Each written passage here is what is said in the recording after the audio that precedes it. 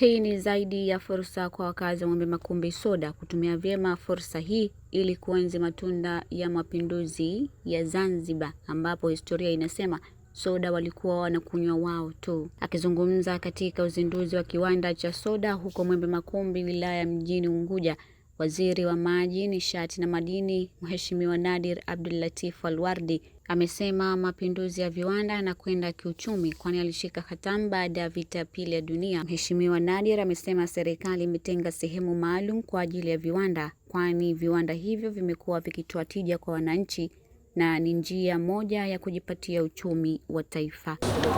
Ndugu wananchi, tukiwa tunaadhimisha miaka 62 ya mapinduzi matukufu ya Zanzibar, tuna kila sababu ya kupongeza waasisi na viongozi wetu kuendeleza kwa vitendo falsafa ya mapinduzi katika mapinduzi ya viwanda.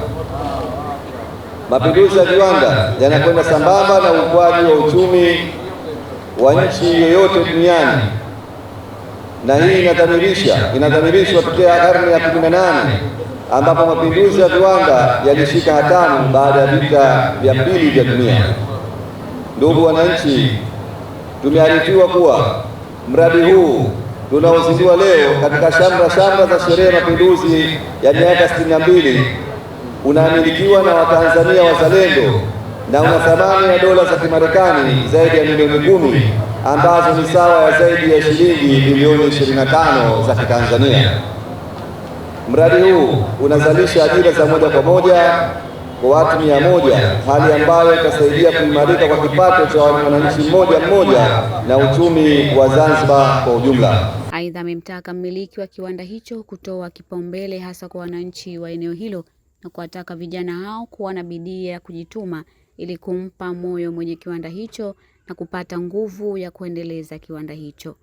Naomba kutoa wito maalum kwa mmiliki wa kiwanda hichi, Maisha Bottlers Company Limited, itoe kipaumbele kweli kwa kuajiri wananchi wazalendo hasa wa maeneo yaliyokuwa karibu wa kiwanda hichi.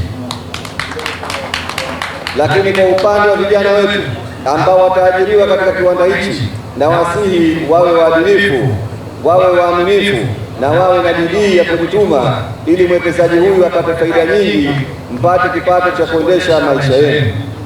Ndugu wananchi, naomba kutumia fursa hii kutoa wito kwa wawekezaji wengine, wafanyabiashara wakubwa nchini kuwekeza katika sekta ya viwanda na kutumia fursa zilizopo. Kiwanda Zanzibar ni sehemu salama.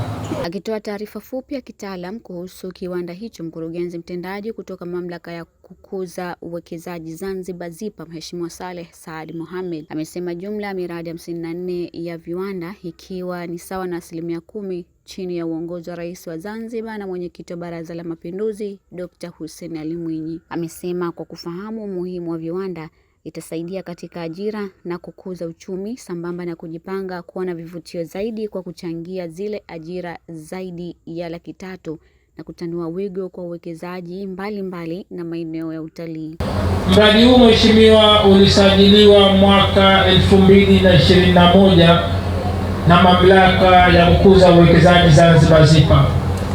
Lakini mheshimiwa, vile mpaka kufikia tarehe hii ya leo, katika kipindi cha serikali ya awamu ya 8 ya uongozi chini ya Dr. Hussein Ali Mwinyi, jumla ya miradi 588 imeshasajiliwa na miradi 59 ni miradi ya viwanda. Mheshimiwa,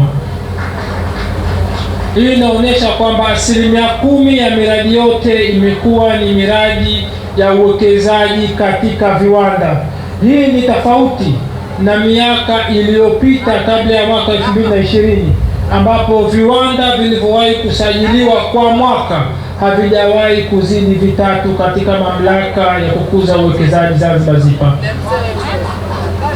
Kwa takwimu hizo, niendelee kumshukuru rais wetu kwa kutuongoza, lakini vile kwa kubariki sera zetu, miongozo na taratibu za uwekezaji nchini. Mradi wa kiwanda hicho umezinduliwa rasmi tarehe 29 Disemba mwaka huu, ambapo unatarajiwa kuzalisha tani 20,000 za soda. Nikiripoti, mimi ni Mariam Khair.